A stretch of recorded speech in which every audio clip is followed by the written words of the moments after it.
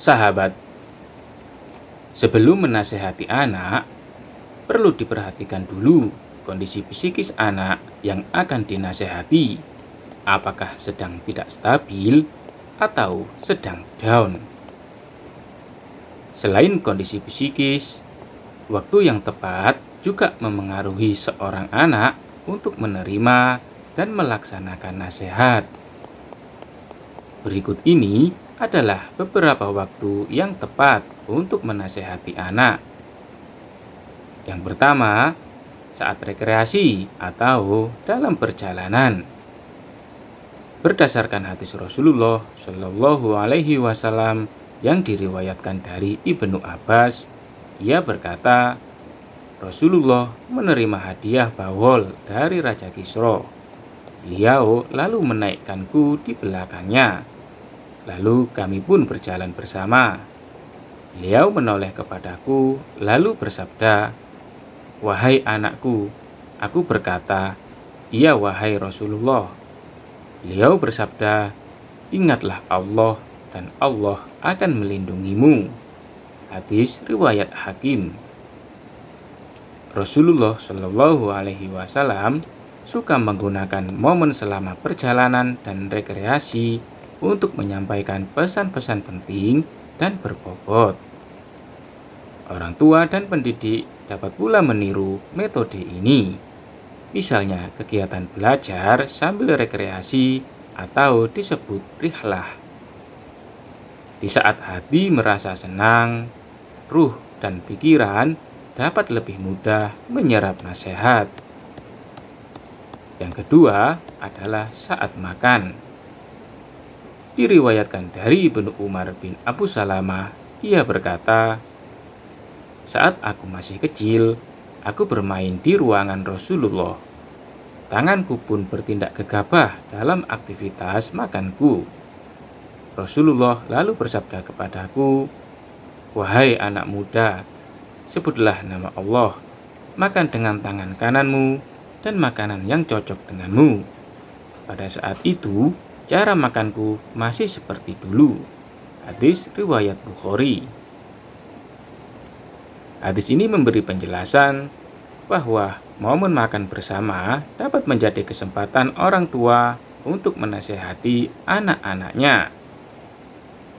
Para sahabat juga membiasakan mengajak anak-anaknya pada jamuan makan bersama, apalagi yang dihadiri Rasulullah.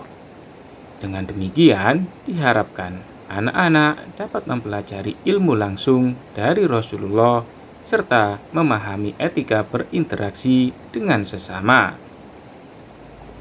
Kebiasaan para sahabat di atas tentu disebabkan seringnya Rasulullah memberi nasihat pada saat jamuan makan bersama. Dengan demikian, Rasulullah memberikan contoh bahwa waktu makan adalah waktu yang cukup baik untuk memberikan nasihat kepada anak. Yang ketiga adalah saat ketika anak sakit.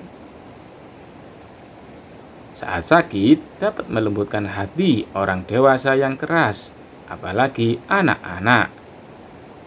Pada saat anak sakit, ada dua kenikmatan yang dapat dioptimalkan orang tua untuk memperbaiki kekeliruan dan perilakunya. Dua nikmat tersebut adalah kenikmatan fitrah pada masa kecil dan kenikmatan lembutnya jiwa dan hati manusia di saat sakit. Rasulullah menunjukkan hakikat ini pada saat mengunjungi seorang anak Yahudi yang sedang sakit.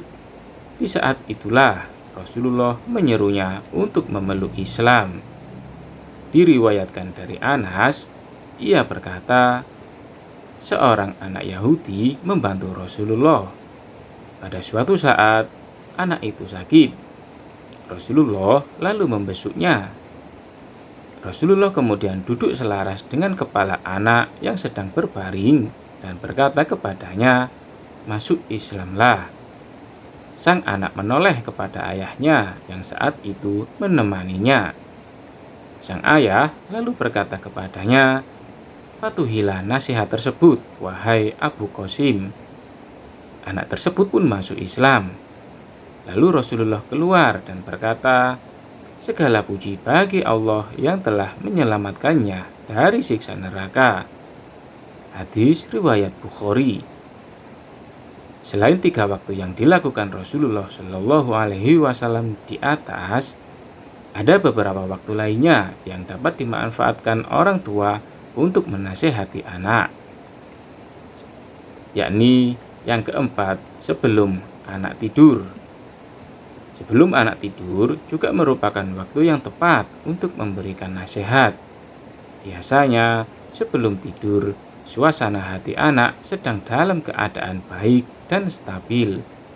Sehingga, apabila kita menasehatinya, respon anak akan baik. Anak tidak akan merasa seperti sedang diperintah. Dengan kata-kata yang lembut, orang tua menyampaikan pesan dan nasihat.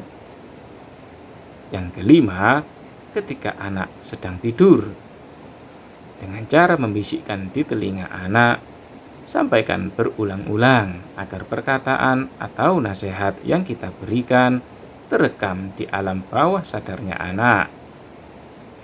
Yang keenam, setelah anak bangun tidur, nasihati anak setelah anak bangun tidur, misalnya dengan kita memberikan kata-kata yang membangkitkan semangatnya. Yang ketujuh, setelah anak mandi. Setelah anak mandi juga merupakan waktu yang bagus untuk menasehatinya. Misalnya dengan kata-kata lembut dan nasihat yang berkaitan dengan kebiasaan sehari-hari. Yang kedelapan, setelah anak sholat. Waktu yang lain untuk menasihati anak juga bisa dilakukan setelah anak selesai sholat. Misalnya dengan kata-kata halus dan kisah-kisah inspiratif yang memotivasi keimanan anak. Yang kesembilan, setelah anak membaca Al-Quran. Apabila kita tidak sempat menasihati anak setelah dia selesai sholat, kita juga bisa menasihati anak ketika dia selesai membaca Al-Quran. Misalnya dengan menyampaikan kisah teladan dan urgensi ibadah.